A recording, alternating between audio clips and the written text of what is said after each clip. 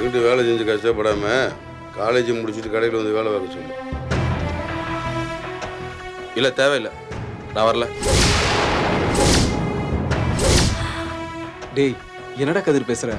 அதான் அப்பா கூப்பிடுறாருல, போடா. உனக்கு என்ன பணம் தானே வேணும்? அப்பா தான் எல்லா செலவையும் பாத்துக்கிறேன்னு சொல்றாருல, அப்புறம் என்ன கதிர், போடா. நீ சும்மா இருந்த, உனக்கு ஒன்றும் தெரியாது.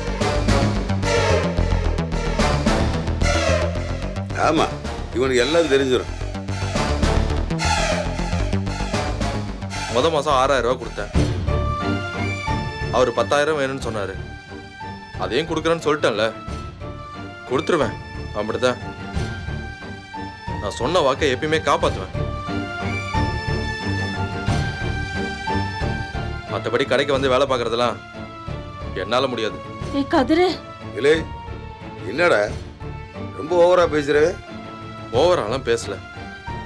என்னால உங்க கடையில எல்லாம் வந்து வேலை பார்க்க முடியாது, அவ்வளவுதான். எதுக்குடா? ஏன் முடியாது? கதிரு அவர் சொல்றாருல, கேளுடா. என்னால முடியாது. ஏன்டா முடியாது? ஓ, அப்பயும் கூட கடையில் வேலை பார்க்குறது உனக்கு கௌரவ குறைச்சலா இருக்கு. இல்லை ஒரு வேலை மளிகை கடையில் வேலை பார்க்குறது உனக்கு கௌரவ குறைச்சலா இருக்கா? இங்கே வர அந்த மளிகை கடை தான் இத்தனை வருஷம் நம்மளுக்கு சோறு ஓடுச்சு. இப்போ வரைக்கும் சோறு ஓடுக்கு இருக்கு. அப்படிலாம் இல்லை.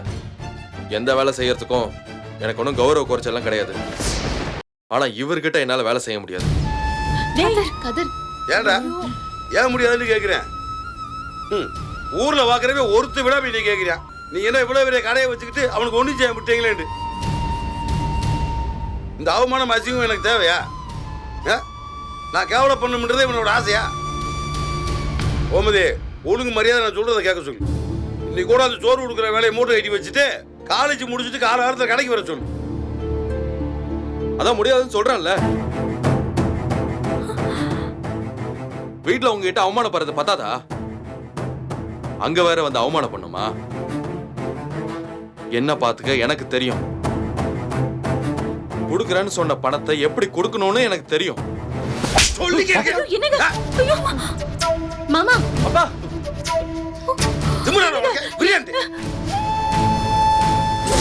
மச்சான், என்ன இது? என்ன மச்சான் நீங்க?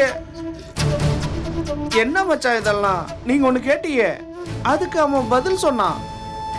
பட்டுன்னு இப்படி அடிச்சிட்டீங்களே. என்னங்க இதெல்லாம்?